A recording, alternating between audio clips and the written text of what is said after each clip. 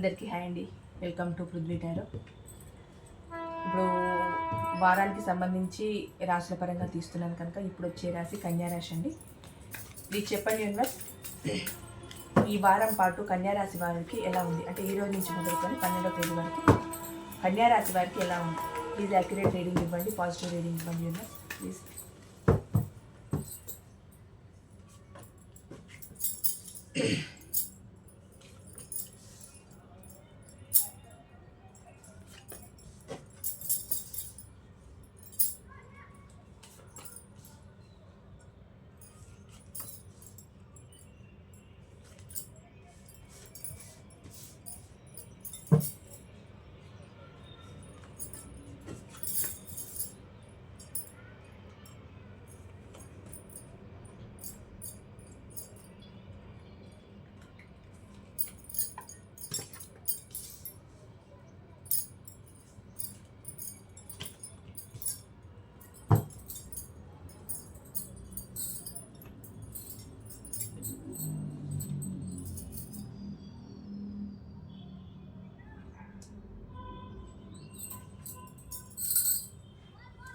Okay అండి, సింహరాశి వాళ్ళకు ఎలా ఉంది అని అంటే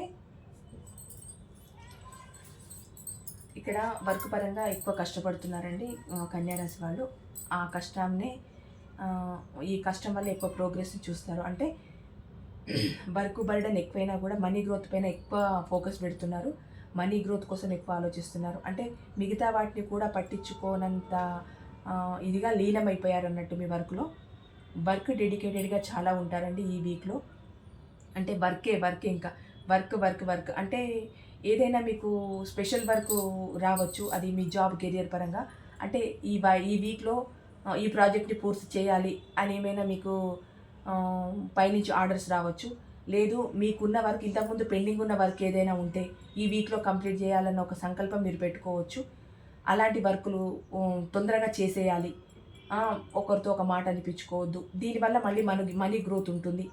అంటే ఏదైనా డీల్స్ చేసేటప్పుడు ఈ టైంలో చేసేస్తే ఇంత అమౌంట్ అని ఉంటుంది కదా మీకు, అలాంటి ప్రాజెక్ట్స్ వస్తాయి కదా, అలాంటి వాటికి సంబంధించి వర్క్ పైన ఎక్కువ ఫోకస్ పెడతారు. వర్క్తో పాటు మనీ గ్రోత్ పైన కూడా ఎక్కువ ఫోకస్ పెడుతున్నారు. ఆ మనీ గ్రోత్ పెట్టడం వల్ల ఏంటి అని అంటే మీకు ఇక్కడ మనీ గ్రోత్ కొంచెం సరిగ్గా లేకపోవడం వల్ల కూడా వర్క్ పైన ఎక్కువ ఫోకస్ పెడుతున్నారండి. అంటే ఏంటి అని అంటే మీ శ్రమకు తగిన ఫలితం లేకపోవడం వల్ల ఓవర్ వర్క్ చేయడం అనమాట, ఎక్స్ట్రా వర్క్ చేయడం. ఇదంతా ఆ ఎక్స్ట్రా వర్క్ చేయడం వల్ల ఇక్కడ మీకు మనీ గ్రోత్ కరెక్ట్గా ఉంటుంది అని చెప్పి, అంటే కొంచెం మనీ పరంగా మీరు స్టెబుల్గా లేకపోవడం వల్ల ఏంటి అని అంటే ఎక్కువ ఫోకస్ పెడుతున్నారు వర్క్ పైన. దానివల్ల వచ్చే మనీతో మీ లైఫ్ సెటిల్ అవుతుందనే ఒక భావన మీకుంది. ఇంకా ఏమవుతుందంటే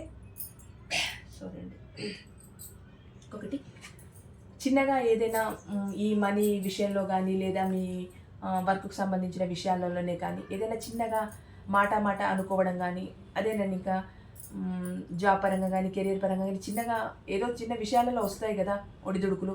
అలాంటి ఒడిదుడుకులు రావడము రిలేషన్లో కానీ రావడం వల్ల చిన్నగా ఏంటంటే మీరు కొద్దిగా మనస్తాపానికి గురవుతారు. అంటే మూడో వ్యక్తి ఎవరో వచ్చి నన్ను ఒక మాట అంటున్నారు అన్న బాధ మీ మనసులో ఉంటుంది. అంటే మీ వర్క్కు సంబంధించి అయినా మీతో ఇంతకుముందు అలాంటి సంభాషణ జరగదు మీ మధ్యలో. సడన్గా వచ్చి వాళ్ళు ఏంటిది అని ఒక మాట మిమ్మల్ని అనే వరకు మీ మనసుకు బాధ అనిపిస్తుంది. అలా కొంచెం విచారంగా ఉంటారు, మనస్తాపానికి గురవుతారు. అంటే మీకు సంబంధించిన మనుషులే, కాకపోతే ఎప్పుడు అనని వాళ్ళు అన్నారే అన్నట్టు ఒక బాధ మీకు ఉంటుంది. కానీ మీరు వర్క్ పరంగా డెడికేటెడ్గా ఉంటారు, ఓవర్ వర్క్ చేస్తారు, మనీ గ్రోత్ కోసం ఎక్కువ కష్టపడతారు. ఇక్కడ కొంచెం వివాదాలకు దూరంగా ఉండండి. అంటే ఒక వర్క్ని తలపెట్టి ముందుకెళ్ళడానికి ప్రయత్నిస్తూ ఉంటే వెనక్కి లాగడానికి ఎంతోమంది ప్రయత్నం చేస్తూ ఉంటారు. జాబ్ పరంగా అయినా కెరియర్ పరంగా అయినా బిజినెస్ పరంగా అయినా చెప్తున్నాను. ఒక సక్సెస్ వైపు వెళ్తూ ఉంటే వెనక్కి లాగడానికి చాలామంది ప్రయత్నం చేస్తారు. అలాంటి విషయాలలో మీకు వివాదాలు జరగచ్చు, మీరు కొంచెం దూరంగా ఉండండి. అంటే ఈ 1 వీక్ మీరు మౌనంగా ఉండడమే బెటర్. ఎవరేదన్నా కర్కశంగా ఒక మాట అన్నా కూడా పోనీ అని వదిలేసేయండి. మీరు ఇప్పుడు ఏం మాట్లాడకండి, వదిలేసేసేయండి. మీ వర్క్ ఏదో మీరు చూసుకోండి, మీ టైం ఏదో మీరు మీ వర్క్ పైన ఫోకస్ పెట్టేసుకోండి. వివాదాలు కొంచెం దూరంగా ఉండండి. ఇంకోటి ఏంటంటే మీ దగ్గర మనీ పరంగా ఫోకస్ పెట్టారు కనుక మీ దగ్గర ఇప్పుడు ఉన్నది ఏంటి, మనీ కోసం ఓవర్ వర్క్ చేయాలి, మనీ గ్రోత్ కోసమే ఎక్కువ కష్టపడాలి, పేరు ప్రఖ్యాతుల కోసం ఎక్కువ శ్రమించాలి అన్నది ఒకటే మీ మైండ్లో ఉంటుంది కనుక దానికోసమే శ్రమిస్తారు. ఇది రిలేషన్ పరంగా అయితే మీ పర్సన్ గురించే ఎక్కువగా ఆలోచిస్తున్నారు. రిలేషన్ పరంగా అయితే, వర్క్ పరంగా, జాబ్ పరంగా అయితే మీరు ఏదైతే చేయాలనుకుంటున్నారో దాని మీదనే మీ దృష్టిని కేంద్రీకరిస్తారు, దాని గుండానే నడుస్తారు, దానిపైన ఎక్కువ ఫోకస్ పెడతారనమాట. ఈ వర్క్ ఓవర్లోడ్ కొంచెము ఎక్కువ ఓవర్ టైం చేయడం వల్ల కొంచెం రెస్ట్లెస్ అవుతుంది. అంటే చిన్నగా హెడేక్ కానీ ఇట్లా రావడం కానీ, లేదు చిన్నగా బాడీ పెయిన్స్ రావడం కానీ, కొంచెం హెల్త్ డిస్టర్బ్ కావడం కానీ జరుగుతుంది. అట్లా అయినప్పుడు ఏమనుకుంటారనంటే, సరే వర్క్ ఓవర్లోడ్ అయింది కదా, సరే నా పని ఏదో నేను చేసుకుంటున్నాను, ఇంకా అంతా దేవుడు చూసుకుంటాడులే అన్నట్టు ఒక చిన్నగా ఒక రెస్ట్ పొజిషన్లోకి వెళ్తారు. పెద్ద పెద్ద మేజర్ ఇష్యూస్ ఏం రావు, వర్క్ ఓవర్లోడ్ వల్ల చిన్నగా స్ట్రెయిన్ అయిపోతారు అంతే. ఇక్కడ ఏంటి అని అంటే మీరు వర్క్ని కానీ మీ మిగతా వాటిని కానీ, అంటే ఫ్యామిలీని కానీ, వర్క్ని కానీ, రిలేషన్ని కానీ అన్నిటినీ బ్యాలెన్స్ చేసుకోవాలని చూస్తారు.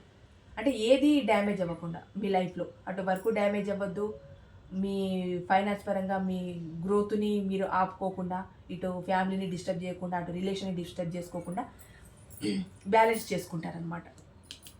ఇక్కడ అదే రెండు విషయాల మధ్య జగిల్ అవుతుంటారు అని అంటే, ఇక్కడ మీరు చేసే వర్క్లో మీరు ఓవర్ టైం వర్క్ చేయడం, మనీ గ్రోత్ గురించి ఆలోచించడం, దానికి సంబంధించి ఎవరో ఒకరు మిమ్మల్ని అనడం, అంటే ఉంటారు కదండి. ఇంకా ఎలా అంటే ఇంత ఓవర్ వర్క్ చేయడం అవసరమా, దీనివల్ల పెద్దగా లాభం ఏముంది అన్నప్పుడు మీకు ఏమనిపిస్తుంది అంటే కొంచెం జగిల్ అవుతారనమాట. ఆన్ అండ్ ఆఫ్లో ఇది చేయాలా వద్దా, అంటే మీకు చేయాలని మనసులో ఉన్న పక్క వాళ్ళ మాటలు ఒకటైనా కొంచెం ప్రభావం చూపిస్తుంది కదా, అలా చూపించినప్పుడు మీరు అట్లా అనుకుంటారు. కానీ మీరు చేసేదే మీరు చేస్తారు, చిన్నగా మీ మనసులో అలా అనిపిస్తుంది అనమాట.